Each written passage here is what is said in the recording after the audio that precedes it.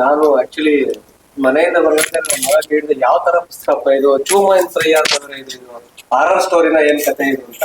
ನನಗೂ ಗೊತ್ತಿಲ್ಲ ಯಾವ ತರ ಸ್ಟೋರಿ ಅಂತ. ಅಲ್ಲಿ ಹೋಗಿ ನೋಡೋಣ ಯಾವ ತರ ಸ್ಟೋರಿ ಅಂತ, ಆಮೇಲೆ ನಾವು ಡಿಸ್ಕಸ್ ಮಾಡೋಣ ಅಂತ ಅನ್ಕೊಂಡು ಈಗ ಗೊತ್ತಾಯ್ತು ಇದು ನಮ್ಮ ಜೀವನದ ಕತೆ, ಜೀವದ ಕತೆ. ಸೊ ನಾವು ಹೇಗ್ ಬದುಕ್ಬೇಕು, ನಾವು ಮಣ್ಣಿನ ಜೊತೆ ಯಾವ ರೀತಿ ವ್ಯವಹರಿಸ್ಬೇಕು ಅನ್ನೋದನ್ನ ಅಚ್ಚುಕಟ್ಟಾಗಿ ಸಣ್ಣ ಸಣ್ಣ ಕತೆಗಳ ರೂಪದಲ್ಲಿ ಈ ಪುಸ್ತಕದಲ್ಲಿ ತುಂಬಾ ಅದ್ಭುತವಾಗಿ ಬರ್ದಿದ್ದಾರೆ ಅಂತ ಈಗ ಗೊತ್ತಾಗ್ತಾ ಇದೆ. ಸೊ ನಾಳೆನೇ ಆ ಪುಸ್ತಕನ ಪರ್ಚೇಸ್ ಮಾಡ್ತೀನಿ, ಖಂಡಿತವಾಗಿ ಓದ್ತೀನಿ ಅದನ್ನ. ತಾವೆಲ್ಲರೂ ಆ ಪುಸ್ತಕ ತಗೊಂಡು ಓದಿ, ಪುಸ್ತಕ ಓದುವಂತ ಹವ್ಯಾಸನ ಬೆಳೆಸಬೇಕು ಅನ್ನೋ ಉದ್ದೇಶದಿಂದ ಮಾತ್ರ ಈ ಕಾರ್ಯಕ್ರಮನ ನಾವು ಆಯೋಜನೆ ಮಾಡಿದೀವಿ, ಬೇರೆ ಯಾವುದೇ ಉದ್ದೇಶ ಇಲ್ಲ. ಸೊ ಈ ನಮ್ಮ ಕಾರ್ಯಕ್ರಮದಲ್ಲಿ ಇನ್ನೊಂದು ಏನು ಒಂದು ವ್ಯವಸ್ಥೆ ಮಾಡಿದೀವಿ ಅಂದ್ರೆ, ಯಾರು ಆ ಪುಸ್ತಕ ಪರಿಚಯ ಮಾಡ್ಕೊಡ್ತಾರೋ ಅವರು ನಮ್ಗೊಂದು ಪುಸ್ತಕನ ಗಿಫ್ಟ್ ಕೊಡ್ಬೇಕು. ಆ ಪುಸ್ತಕನ ಗಿಫ್ಟ್ ಕೊಡ್ಬೇಕು. ನಾವ್ ಇಲ್ಲೇ ಒಂದು ಸಣ್ಣದೊಂದು ಲೈಬ್ರರಿ ಮಾಡ್ತೀವಿ. ನಮ್ ಕಡೆಯಿಂದ ಬೇರೆ ಇನ್ನೊಂದು ಪುಸ್ತಕನ ನಾವು ಅವ್ರಿಗೆ ಗಿಫ್ಟ್ ಆಗಿ ಕೊಡ್ತೀವಿ. ಇದು ಮ್ಯೂಚುವಲ್ ಇಂಟ್ರಾಕ್ಷನ್ ಅಷ್ಟೇನೆ. ಮ್ಯೂಚುವಲ್ ನಾವು ಅವ್ರಿಗೆ ಕೊಡೋದು, ನಮ್ಗೆ ಅವ್ರು ಕೊಡೋದು ಅಷ್ಟೇ ಇಲ್ಲಿ ಇರುವಂತದ್ದು. ಜ್ಞಾನನ ನಾವು ಬೇರೆಯವ್ರಿಗೆ ಕೊಡ್ಬೇಕು, ಬೇರೆಯವ್ರಿಂದ ನಾವು ಪಡ್ಕೋಬೇಕು, ಅಷ್ಟೇ ನಾವು ಮಾಡ್ಬೇಕಾಗಿರೋದು ಜೀವನದಲ್ಲಿ. ಸೊ ಅದೇ ನಮಗೆ ಕೊನೆವರೆಗೂ ಉಳಿಯೋದು, ಬೇರೆ ಯಾವ್ದು ಉಳಿಯಲ್ಲ. ಜ್ಞಾನ ಹೊಂದಿದ್ರೆ ಎಲ್ಲಿ ಬೇಕಾದ್ರೂ ಬದುಕ್ಬೋದು, ಹೇಗ್ ಬೇಕಾದ್ರೂ ಬದುಕ್ಬೋದು. ಅದನ್ನ ನಾವು ತಿಳ್ಕೋಬೇಕು. Thank you so much sir. ಕೃತಿಯ ಪರಿಚಯನ ತುಂಬಾ ಚೆನ್ನಾಗಿ ಮಾಡ್ಕೊಟ್ಟಿದ್ದಾರೆ. ಅವರಿಗೆ ಧನ್ಯವಾದಗಳನ್ನ ಅರ್ಪಿಸ್ತಾ, ಒಂದು ಕೊನೆಯದಾಗಿ ಆ ಎರೆಹುಳು ಕಚ್ಚಿದ್ದು ಅಂದ್ಬಿಟ್ಟು ಒಂದು ಪ್ರಸಂಗನ ಹೇಳ್ತಾರೆ. ಆ ಎರೆಹುಳು ಕಚ್ಚಿದ ಪ್ರಸಂಗನ ಐರನಿ ಅಂತ ಅಂದ್ಬಿಟ್ಟು ಭಾವಿಸ್ಬೇಕಾಗುತ್ತೆ, ವ್ಯಂಗ್ಯ ಅಂತಂದೇಳಿ. ಇವತ್ತು ನಾವೆಲ್ಲ ಏನ್ ಮಾಡ್ತಿದೀವಿ ಅಂದ್ರೆ ಸೂಟು ಬೂಟು ಹಾಕೊಂಡು ಅಂತ ಹೇಳಿ ಸೊಗಸ ಬಂತು. ಆ ಸೂಟು ಬೂಟು ಹಾಕೊಂಡು ಬಂದಿರೋ ಅಂತ ವ್ಯಕ್ತಿಗಳು ಎಲ್ಲಿಗೆ ಬರ್ತಾರೆ? ತೋಟಕ್ಕೆ ಬರ್ತಾರೆ. ತೋಟಕ್ಕೆ ಬಂದ್ಬಿಟ್ಟು ತೋಟ ಅಂದ ನೋಡ್ಕೊಂಡು ಮೆಚ್ಕೊಂಡು ಹೋಗ್ತಾರೆ ಹೊರತು ಅದರ ಕೆಲಸ ಏನು, ಕಷ್ಟ ಏನು, ಸುಖ ಏನು ಅನ್ನೋದ್ರ ಬಗ್ಗೆ ಅವರು ಚಿಂತೆ ಮಾಡಲ್ಲ ಅನ್ನೋದನ್ನ ವ್ಯಂಗ್ಯವಾಗಿ ಹೇಳೋದಕ್ಕೋಸ್ಕರನ ಎರೆಹುಳು ಕಚ್ಚಿದ್ದು ಅನ್ನೋಂಥ ಪ್ರಸಂಗನ ಅವರು ಕೃಷ್ಣಮೂರ್ತಿ ತುಂಬಾ ಚೆನ್ನಾಗಿ ಅದನ್ನ ತಂದಿದ್ದಾರೆ. ಅವ್ರ ಜೊತೆಗೆ ಪುಕ್ಕುವೋಕನ್ನ ತೋಟಕ್ಕೆ ಹೋದಂತ ಜೇನುಹುಳುಗಳಿಗೆ ಅಲ್ಲಿ ಆರೈಕೆ ಮಾಡಿ ಮತ್ತೆ ಕಳಿಸ್ತಾರೆ. ಎಲ್ಲಿಗೆ ಹೋಗೋ? ಚೂಮಂತ್ರನ ತೋಟಕ್ಕೆ ಹೋಗು ಅಂತ ಹೇಳ್ತಾರೆ. ಅವು ಸುತ್ಕೊಂಡು ಇಲ್ಲಿಗೆ ಬರ್ತವೆ. ದುರಂತ ಅಂದ್ರೆ ಇವತ್ತು ಚೂಮಂತ್ರನ ತೋಟನು ಕೂಡ ಅವಕ್ಕೆ ಸುಖವಾದಂತ ತಾಣ ಆಗ್ತಾ ಇಲ್ಲ. ನಮ್ಮ ಸರ್ಕಾರದ ನೀತಿಗಳಾಗಿರ್ಬೋದು, ಕೃಷಿ ಪಾಲಿಸಿಗಳಾಗಿರ್ಬೋದು, ಕಾರ್ಖಾನೆಗಳಾಗಿರ್ಬೋದು, ಹೆದ್ದಾರಿಗಳಾಗಿರ್ಬೋದು, ಅಭಿವೃದ್ಧಿ ನಿಟ್ಟಿನಲ್ಲಿ ನಮ್ಮ ತೋಟವನ್ನ, ಜಮೀನನ್ನ ನಾಶ ಮಾಡ್ಕೊಂತ ಹೋಗ್ತಾ ಇದೀವಿ. ಹಾಗಾಗಿ ಕೊನೆಗೆ ಜೇನು ಹುಳುಗಳು ಇಲ್ಲ ಅಂದ್ರೆ ನಮ್ಮ ಕೃಷಿ ಮತ್ತಷ್ಟು ಫಲವತ್ತಾಗಿ ಬೆಳೆಯೋದಕ್ಕೆ ಸಾಧ್ಯ ಇಲ್ಲ ಅನ್ನೋದನ್ನ ಅತ್ಯಂತ ಸೂಚ್ಯವಾಗಿ ತಿಳಿಸಿರುವಂತ ಕೃಷ್ಣಮೂರ್ತಿಯವರು, ಅವ್ರ ಪುಸ್ತಕವನ್ನ ಪರಿಚಯ ಮಾಡೋದಂತ ನಮ್ಮ ಬಸವರಾಜಪ್ಪನವ್ರಿಗೆ ಧನ್ಯವಾದಗಳನ್ನ ಅರ್ಪಿಸ್ತೀನಿ. ಎಲ್ರಿಗೂ ನಮಸ್ಕಾರ. ಇದುವರೆಗೂ ನಮ್ಮ ಸಾಹಿತ್ಯ ಪರಿಷತ್ತಿನ ಅಧ್ಯಕ್ಷರು ಈ ಒಂದು ಕೃತಿಯ ಬಗ್ಗೆ ನಮಗೆ ಒಂದು ಒಳ್ಳೆಯ ಪಾಠ ಮಾಡಿದ್ರು ಅಂದರೆ ತಪ್ಪಾಗಲಾರದು. ನಮ್ಮೆಲ್ಲರ ತಲೆಗೆ ತುಂಬಿದ್ರು. ನಮ್ಮೆಲ್ಲರಿಗೂ ಇನ್ನೂ ಒಂದು ಅರ್ಧ ಗಂಟೆ ಇದನ್ನು ಕೇಳೋವಂಥ ಆಸೆನೂ ಇದೆ. ಅನಿವಾರ್ಯ ಸಂದರ್ಭ ಏನಿದೆಯೋ ಗೊತ್ತಿಲ್ಲ, ಅದನ್ನು ನಿಲ್ಲಿಸಿದ್ದಾರೆ. ಈಗ ಇಡೀ ಪ್ರಕೃತಿಯಲ್ಲಿ ಮನುಷ್ಯನು ಸಹ ಈ ಒಂದು ಜೀವಿಗಳ ಚಕ್ರ ಏನು, ಜೀವ ವೈವಿಧ್ಯ ಏನಿದೆಯೋ ಅನೇಕ ಪ್ರಾಣಿಗಳಲ್ಲಿ ಮನುಷ್ಯನು ಒಂದು ಪ್ರಾಣಿ. ಮನುಷ್ಯನು ಪ್ರಕೃತಿಯಲ್ಲಿ ಜೊತೆಯಾಗಿ ಬದುಕಬೇಕು. ಈಗ ನಮ್ಮಲ್ಲಿ ಹಿಂದೆ ಎಲ್ಲ ಏನೇ ಒಂದು ಬೆಳೆದ್ರೆ ಅದನ್ನ ಪ್ರಾಣಿಗಳು ತಿನ್ನೋರು, ಮನುಷ್ಯರು ಜೊತೆಯಲ್ಲಿ ಸೇರಿ ತಿಂದು ಜೀವನವನ್ನು ನಡೆಸ್ಕೊಂಡೇ ಬಂದವರೇ ಹೇಗೆ. ಆದರೆ ಮನುಷ್ಯನ ದುರಾಸೆಯಿಂದ ಈಗ ಎಲ್ಲ ನನಗೇ ಬೇಕು ಅನ್ನೋ ಕಾರಣದಿಂದ ಕೀಟನಾಶಿಗಳನ್ನ ಬಳಸೋದ್ರಿಂದ ಕೀಟಗಳು ಎಷ್ಟು ಸಾಯ್ತಾವೋ ಗೊತ್ತಿಲ್ಲ, ಮನುಷ್ಯ ಅಂತೂ ಸಾಯ್ತಾ ಇದ್ದಾನೆ. ಸುದೀರ್ಘವಾಗಿ ಸ್ಲೋ ಪಾಯ್ಸನ್ ತರ ಆಹಾರ ಆಗಿ ಸಾಯ್ತಾ ಇದ್ದಾನೆ.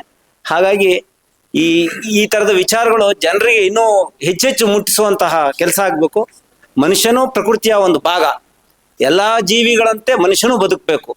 ಎಲ್ಲಾ ಪ್ರಾಣಿಗಳನ್ನು ಕೊಂದು ಅಥವಾ ಅದರ ಆಹಾರವನ್ನು ಕಿತ್ಕೊಂಡು ನಾವೇ ತಿಂದು ಸುಖವಾಗಿರೋದು ಇದು ರಾಕ್ಷಸಿಯ ಜೀವನ ಆಗುತ್ತೆ ವಿನಃ ಮನುಷ್ಯನ ಜೀವನ ಆಗಲ್ಲ. ನನ್ನ 2 ಮಾತು ಕೊಟ್ಟಿದ್ದಕ್ಕೆ ಧನ್ಯವಾದ. ಎಲ್ಲರಿಗೂ ನಮಸ್ಕಾರ. ನನ್ನ ಹೆಸರು ಕಾವೇರಿ. ನಾನು ಕಲ್ಪತರು ಸೆಂಟ್ರಲ್ ಶಾಲೆಯಲ್ಲಿ ಓದುತ್ತಿದ್ದೇನೆ. ಈ ಪುಸ್ತಕ ಪರಿಚಯ ಕಾರ್ಯಕ್ರಮವು ತುಂಬಾ ಯೂಸ್ ಆಯ್ತು ನನಗೆ. ಕೃಷಿ ಬಗ್ಗೆ ಎಷ್ಟೋ ಬುಕ್ಗಳು ಬರ್ದಿದ್ರು ಕೂಡ ನಮ್ಗೆ ಓದಕ್ ಆಗ್ತಾ ಇರ್ಲಿಲ್ಲ, ನಾವು ಓದ್ತಾನೆ ಇರ್ಲಿಲ್ಲ. ಬಟ್ ಈಗ ಕೃಷಿ ಅನ್ನೋ ಒಂದು ಕೃಷಿ ಬಗ್ಗೆ ಇರೋ ಪುಸ್ತಕವನ್ನ ತುಂಬಾ ಚೆನ್ನಾಗಿ ಪರಿಚಯ ಮಾಡ್ಕೊಟ್ಟಿದ್ದಕ್ಕೆ ನಮಗೆ ಸಖತ್ ಖುಷಿ ಆಯ್ತು. ಜೊತೆಗೆ ನಮ್ಗೆ ತುಂಬಾ ಇನ್ಫಾರ್ಮೇಶನ್ ತಿಳ್ಕೊಂಡಂಗಾಯ್ತು.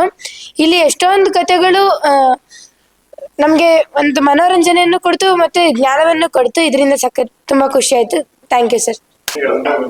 ನಮಸ್ಕಾರ, ನನ್ನ ಹೆಸರು ಸಮನ್ವಿತಾ ಎಸ್ ಎಂ. ನಾನು 8th ಸ್ಟ್ಯಾಂಡರ್ಡ್ ಕಲ್ಪತೂರು ಸೆಂಟ್ರಲ್ ಸ್ಕೂಲಲ್ಲಿ ಇದ್ದೀನಿ.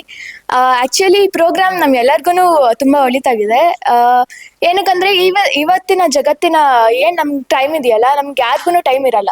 ಸೊ ಇವಾಗಿನ ಕಾಲದಲ್ಲಿ ಒಂದು ಬುಕ್ ಓದಕ್ಕಂತೂ ಯಾರಿಗೂ ಜಾಸ್ತಿ ಪೇಷನ್ಸ್ ಆಗಲಿ ಟೈಮ್ ಆಗಲಿ ಇರಲ್ಲ. ಸೊ ಈ ಥರ ಪ್ರೋಗ್ರಾಮ್ನ ಕಂಡಕ್ಟ್ ಮಾಡೋದ್ರಿಂದ ನಮಗೆ ಮನೋರಂಜನೆ ಸಿಗುತ್ತೆ, ಮತ್ತು ಅದಕ್ಕಿಂತ ಹೆಚ್ಚಾಗಿ ನಾಲೆಡ್ಜ್ ಸಿಗುತ್ತೆ. ಅಟ್ಲೀಸ್ಟ್ ನಾವು ಈ 1 hourನ ಒಂದು ಥಿಯೇಟರಲ್ಲಿ ಕೂತ್ಕೊಂಡು ನೋಡೋದಕ್ಕಿಂತ ನಾವು ಈ ಥರ ಪ್ರೋಗ್ರಾಮ್ಸಲ್ಲಿ ಬಂದು ನೋಡಿದ್ರೆ ನಮಗೆ ಎಷ್ಟು ಯೂಸ್ ಆಗುತ್ತೆ ಅಂತ ನಮಗೇನೆ ಗೊತ್ತಾಗಲ್ಲ. ಸೊ ಈ ಥರನೇ ಇನ್ನೂ ಚೂರು ಜಾಸ್ತಿ ನಾನು ಜ್ಞಾನನ ಬೇರೆಯವ್ರನ್ನ ಪಡ್ಕೊಳ್ಳೋಕ್ಕೆ ಇಷ್ಟಪಡ್ತೀನಿ. Thank you. ಸಂತೋಷ. ಮಾತಾಡ್ತಾ ಮಾತು ಗ್ರಂಥಗಳು ಕೃಷ್ಣಮೂರ್ತಿ ಗ್ರಂಥಗಳು ಅಂತ ಹೇಳಿದ್ರಿ. ಗ್ರಂಥ ಮತ್ತೆ ಸಾಹಿತ್ಯ, ಈ ಪುಸ್ತಕಕ್ಕೂ ವ್ಯತ್ಯಾಸ ಏನು ಅಂತ ಒಂದ್ಸಲ ತಿಳಿಸಿ. ಅಷ್ಟೊಂದು ಡೀಪ್ ಆಗಿ ನನಗೆ ಐಡಿಯಾ ಇಲ್ಲ. ಕೃತಿ ಓಕೆ, ಗ್ರಂಥಗಳು ಸಾಹಿತ್ಯ ಸರಿ, ಗ್ರಂಥಗಳು ಅಂತ ಹೇಳ್ತಿದ್ರಲ್ಲ, ಅದಕ್ಕೂ ಈ ಪುಸ್ತಕ ಸಾಹಿತ್ಯಕ್ಕೂ ಏನು, ಗ್ರಂಥಗಳು ಅಂದ್ರೆ ಏನು? ಸರ್ ಇದಾರೆ ಸರ್, ಹೇಳಿ ಸರ್. ಏನ್ ಸರ್ ಗ್ರಂಥಕ್ಕೂ ಕೃತಿಗೆ ಏನಾರು ನನಗೇನು ಅಂತ ಸಾಹಿತ್ಯದ ಅಷ್ಟು ಡೆಪ್ತ್ ನಾವಿಲ್ಲ. ಬನ್ನಿ ಸರ್. ಸ್ವಲ್ಪ ಹಿರಿಯ ಗ್ರಂಥಗಳನ್ನ ಗ್ರಂಥ ಅಂತ ಕರೀತಾರೆ. ಯಾವ್ದೀಗ ಮಹಾಕಾವ್ಯಗಳಿರ್ಬಹುದು, ಶಾಸ್ತ್ರಗಳಿರ್ಬಹುದು, ಅವುಗಳನ್ನೆಲ್ಲ ಗ್ರಂಥಗಳು ಅಂತ ಕರೀತಾರೆ. ಸಾಮಾನ್ಯವಾದ್ದೆಲ್ಲ ಪುಸ್ತಕಗಳು ಅಂತ.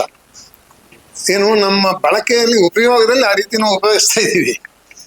ಆದ್ರೆ ನಿಜವಾದ ಅರ್ಥದಲ್ಲಿ ಎಲ್ಲ ಹಿಂದೆ. ಉದಾಹರಣೆ ಗ್ರಂಥಾಲಯ ಅಂತೀವಪ್ಪ, ಅದು ಬರೀ ಗ್ರಂಥಗಳಿಲ್ಲ, ಅಲ್ಲಿ ಪುಸ್ತಕಗಳು ಇದಾವೆ. ಮನೆಯಲ್ಲಿ ಕೂಡ ಗ್ರಂಥಾಲಯ ಇರಬೇಕು ಅಂತೀವಿ, ಮಗುಗೊಂದು ಗ್ರಂಥಾಲಯ ಅಂತೀವಿ, ಮನೆಗೊಂದು ಗ್ರಂಥಾಲಯ. ಅದರಿಂದ ಸಾಮಾನ್ಯ ಅದ್ರ ಎರಡರ ಅರ್ಥನೂ ಒಂದೇನೆ.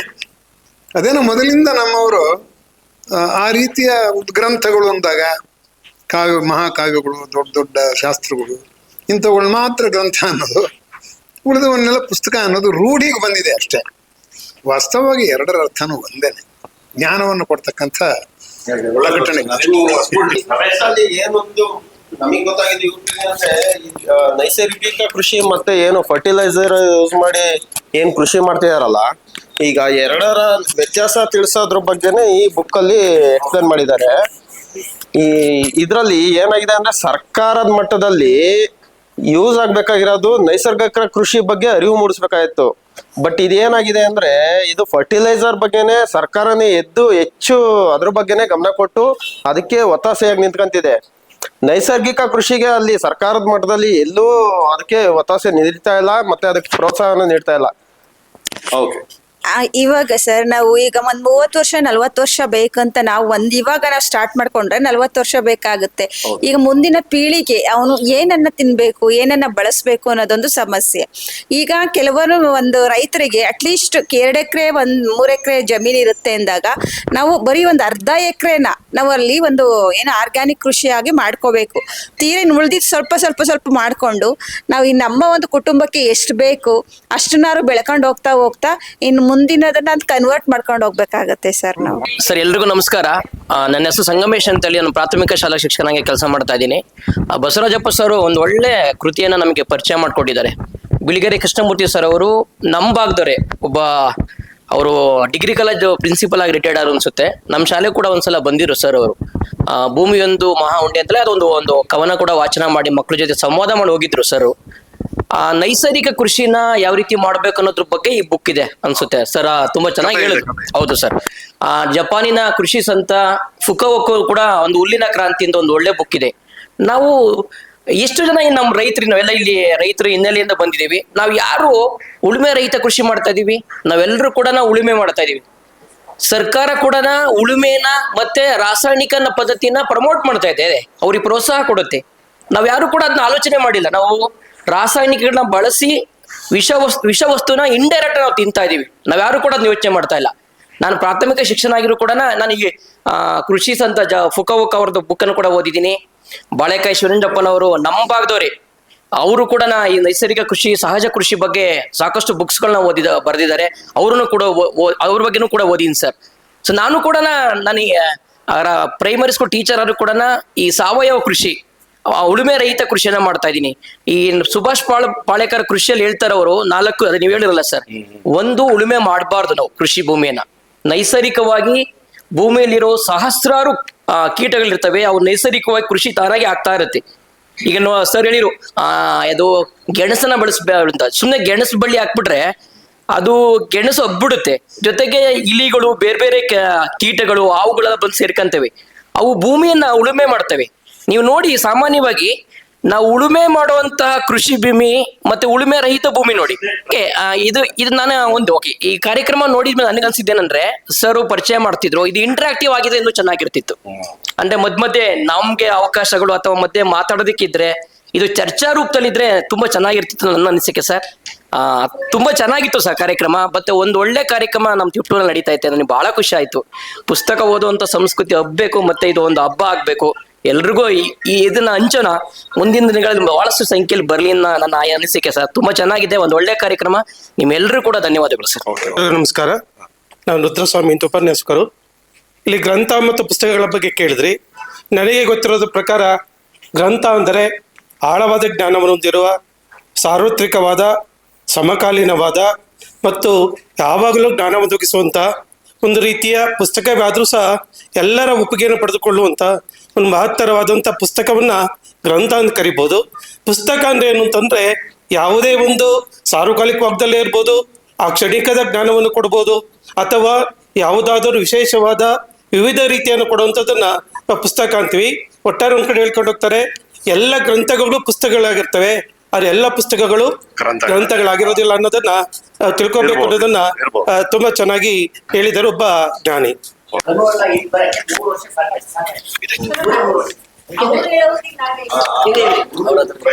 3 ವರ್ಷ ಸಾಕು. 4ನೇ ವರ್ಷಕ್ಕೆ 100% ನಾವು ತಗೋಬಹುದು.